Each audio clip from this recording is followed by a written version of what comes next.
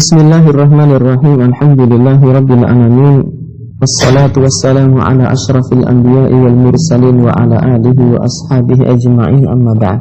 Sahabat bias yang senantiasa dirahmati oleh Allah Subhanahu wa taala, alhamdulillah kita dipertemukan kembali pada kesempatan kali ini dan kita akan bersama-sama mempelajari tentang hari tasyrik serta doa dan zikir apa saja yang bisa kita lakukan, bisa kita baca, bisa kita amalkan, bisa kita dawamkan dan rutinkan pada hari-hari tersebut.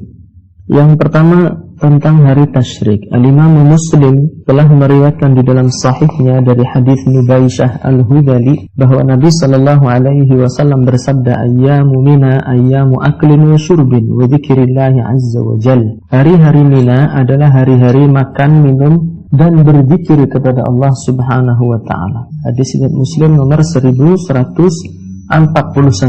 Dan hari-hari Mina di sini maksudnya adalah hari-hari tasyrik, yaitu hari-hari yang jatuh setelah selesainya hari penyembelihan, setelah selesainya hari Idul Adha, tanggal 11, tanggal 12, tanggal 13 bulan Dzulhijjah setiap tahunnya. Diriwayatkan oleh para penulis kitab As-Sunan dan Al-Musnad dari jalan yang banyak dari Nabi, dan dalam sebagian jalannya disebutkan anan Nabiyya sallallahu alaihi wasallam ba'atha fi ayyami Mina munadiyan yunadi la tasumu hadhihi al-ayyama fa innaha ayyamu aklin wa syurbin wa dzikrillah azza wa jalla. Bahwasanya Nabi sallallahu alaihi wasallam mengutus di hari-hari Mina, yaitu hari-hari tasyrik. Munadian, Nabi mengutus seorang penyeru yunadi yang berseru dan berteriak, la tasumu hadhil ayyama, janganlah kalian berpuasa di hari-hari ini, hari-hari Mina, hari-hari tasyrik, fa innaha ayyamu aklin wa syurbin wa dzikrillah, karena sesungguhnya ia merupakan hari-hari untuk makan dan minum, ya, berhari raya, bersukacita, dan hari untuk berzikir kepada Allah Subhanahu wa taala. Hari-hari Mina, hari-hari tasyrik yang telah ditentukan jumlahnya sebagaimana difirmankan oleh Allah Subhanahu wa taala, wa dzkurullaha fi ayyamin ma'dudat, dan berzikirlah kalian dengan mengingat dan menyebut asma Allah pada hari yang telah ditentukan jumlahnya, yaitu jumlahnya 3 hari setelah hari penyembelihan sebagaimana tadi kita sampaikan. Kemudian dari hari-hari tasyrik yang 3 itu, tanggal 11, 12, 13 bulan Dzulhijjah, yang paling utama di antara ketiga hari tersebut adalah hari yang pertama, yaitu tanggal 11 Dzulhijjah. Biasa disebut dengan hari Al-Qar atau hari untuk menetap. Ya, kenapa dinamakan Al-Qar? Karena orang-orang yang berada di Mina, ya, orang yang menunaikan haji, menetap di sana dan tidak boleh keluar dari sana. Makanya hari 11 itu mereka menetap di Mina, tidak boleh keluar darinya. Sebagaimana disebutkan dalam firman Allah Subhanahu wa taala suratul Baqarah ayat 203, "Faman ta'ajjala fi yawmayn fala itsma 'alaihi wa man ta'akhkhara fala itsma 'alaihi." Barang siapa mempercepat untuk meninggalkan Mina setelah 2 hari, adapun meninggalkan Mina di hari yang pertama, yaitu di hari 11, maka tidak boleh. Maka disebut dengan hari Al-Qar. Ya, jamaah haji tidak boleh keluar dari Mina. Adapun yang keluar setelah 2 hari, maka tidak ada dosa baginya. Dan barang siapa mengakhirkan keberangkatannya, maka tidak ada dosa pula baginya. Itu adalah keterangan tentang sekelumit keterangan tentang hari-hari tasyrik. Macam-macam zikir yang sangat dianjurkan untuk dibaca dan diamalkan pada hari-hari tasyrik. Dan Allah telah memerintahkan agar kita memperbanyak zikir pada hari-hari tersebut, ya. Sebagaimana Nabi sallallahu alaihi wasallam juga bersabda, "Innaha ayyamu aklin wa syurbin wa dzikrillah." Hari tasyrik adalah hari untuk makan, minum dan berzikir kepada Allah. Zikir seperti apa yang disyariatkan? Banyak. Di antara yang pertama adalah zikir kepada Allah setelah salat fardu. Ya, setelah sholat fardu dengan membaca zikir setelah sholat, kemudian boleh juga bertakbir. Ya, sebagian ulama mengatakan ini takbir khusus setelah seseorang selesai melakukan sholat jamaah 5 waktu.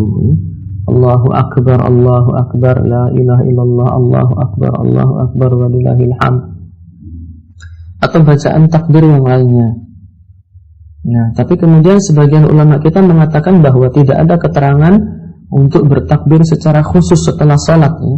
Tapi takbir itu ya setelah sholat, ya ketika kita di pasar, ketika kita di jalan, ketika kita di tempat kerja, ketika kita naik kendaraan, itu sangat dianjurkan sekali untuk bertakbir. Yang kedua, zikir kepada Allah dengan membaca tasmiyah, yaitu bacanya bismillah dan takbir. Allahu Akbar, Bismillahi Allahu Akbar. Kapan itu? Saat menyembelih. Karena hari-hari tasyrik merupakan hari-hari yang diperbolehkan bagi kita untuk menyembelih. Yang tidak bisa menyembelih di hari Idul Adha, dia menyembelih di hari tasyrik. Nah, sesaat sebelum menyembelih dia membaca Bismillahi Allahu Akbar. Sebagaimana disebutkan dalam satu hadis, dhahan Nabi sallallahu alaihi wasallam, Nabi sallallahu alaihi wasallam menyembelih ya 2 ekor domba, dan beliau meletakkan kaki beliau di samping badan si domba, dan wasamma wa kabbara, dan beliau membaca tasmiyah dan bertakbir Bismillahi Allahu Akbar. Yang ketiga, zikir kepada Allah pada saat makan dan minum ya. Karena tadi dikatakan hari tasyrik adalah hari makan dan minum. Sebelum makan baca bismillah, setelah makan membaca alhamdulillah. Jika tidak, sebagaimana disebutkan dalam kitab Al-Adabul Mufrad, ada satu riwayat hadis dari Nabi menerangkan orang yang orang yang makan kemudian dia tidak membaca bismillah, tidak membaca tasmiyah, maka syaitan akan ikut makan dengannya. Dan jika dia membaca tasmiyah, maka syaitan akan berkhutbah kepada teman-temannya, la asya'alakum, tidak ada jatah makan bagi kalian, karena si fulan ini sebelum makan dia sudah baca tasmiyah. Itu diantara zikir yang bisa kita lakukan. Kemudian dalam hadis yang lain Nabi juga bersabda, innallaha la yarda 'anil 'abdi ay ya'kula al-aklata fayahmadahu.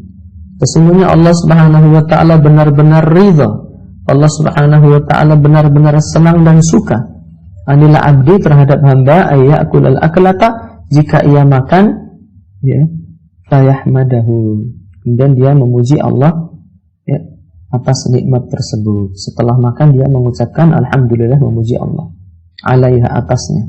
Wa yashrabu syarbata fayahmadahu alaiha, dan si hamba tadi meminum ya, kemudian dia juga memuji Allah atas nikmat berupa minuman tersebut. Jadi sebelum makan baca bismillah, setelah makan minum membaca alhamdulillah. Yang keempat, zikir kepada Allah dengan bertakbir pada saat melempar jumrah di hari-hari tasyrik. Ya, ini berlaku khusus untuk orang-orang yang menunaikan ibadah haji. Dalam perintah berzikir pada saat selesai ibadah haji terdapat satu makna khusus, yaitu bahwa ibadah-ibadah lainnya bisa habis waktunya dan berakhir, sedangkan zikir kepada Allah tetap abadi, tidak habis waktunya, tidak berakhir. Bahkan ia terus berlaku bagi orang-orang mukmin di dunia maupun di akhirat. Ya, Allah juga memerintahkan untuk berzikir setiap kali selesai salat. Fa idza qadaytumus salata fadhkurullah qiyaman wa qu'udan wa 'ala junubikum. Jika kalian telah selesai salat, maka bacalah zikir kepada Allah, baik dalam keadaan berdiri, duduk maupun berbaring. Bacaan setelah salat yang sudah sangat kita kenal itu lebih ditekankan lagi dibaca pada hari-hari tasyrik. Sahabat bias yang senantiasa dirahmati oleh Allah Subhanahu wa taala, dan di antara bentuk kecerdasan seorang hamba adalah dia itu senantiasa bersyukur dan berzikir kepada Allah atas nikmat ya anugerah yang telah Allah Subhanahu wa taala berikan kepadanya. Al-kayyisu man dana nafsahu wa 'amila lima ba'da al-maut. Seorang yang cerdas adalah orang yang mampu menguasai hawa nafsunya dan dia beramal untuk kepentingan setelah mati. Mumpung Allah masih menganugerahkan kesehatan kepada kita, ya kita menggunakan nikmat sehat itu untuk banyak-banyak berzikir kepada Allah.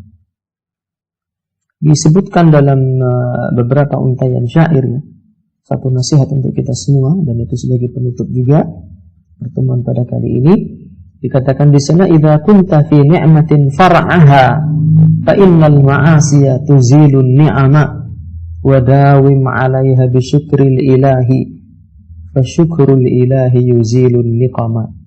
Idza kunta fi ni'matin, apabila engkau merasakan satu kenikmatan, far'aha, maka jagalah, maka peliharalah kenikmatan itu, lestarikanlah kenikmatan itu.